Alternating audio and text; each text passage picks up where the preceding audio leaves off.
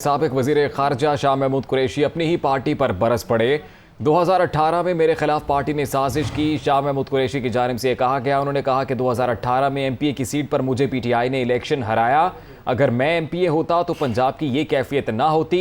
शाह महमूद कुरैशी मुल्तान में workers convention से खिताब कर रहे थे। साबिक वजीर खारजा शाह महमूद कुरैशी अपनी ही पार्टी पर बरस पड़े। उन्होंने क्या कहा, आपको सुनवाते हैं। मेरे खिलाफ मेरी अपनी पार्टी ने साजिश की और 2018 में मुझे यहां से सूबाई असेंबली किसने? पीटीआई ने। बरमला कह रहा हूं और खान को भी कहा है,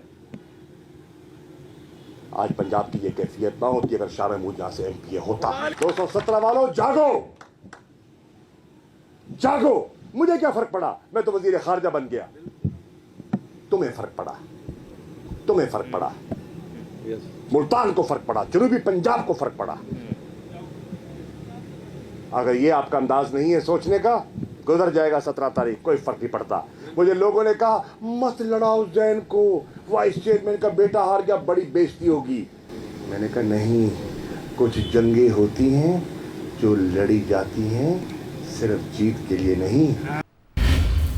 इसी पर तफसीलात लेंगे नुमाइंदा दुनिया न्यूज़ वसीम नासिर से। जी वसीम, कहिएगा। तो शाह महमूद कुरैशी का कहना है कि मेरे खिलाफ पार्टी ने ही साजिश की।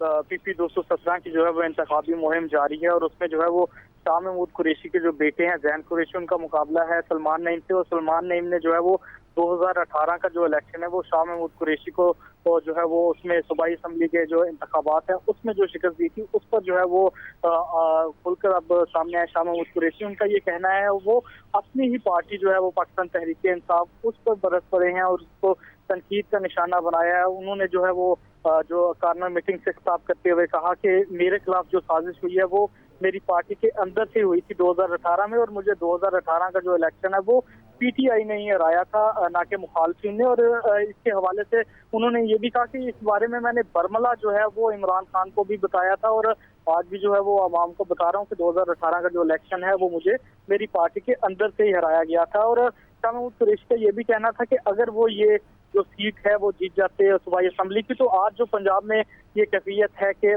जो है वो एमपीए छोड़कर चले गए और दीगर जो सूरत हाल हुई वो सूरत हाल ना होती और पंजाब की सूरत हाल ऐसी ना होती, ना बल्कि पंजाब की सूरत हाल ऐसी ना होती बल्कि मुख्तलिफ होती। बहुत शुक्रिया वसीम नासिर, आपने तफसीलन अपडेट किया।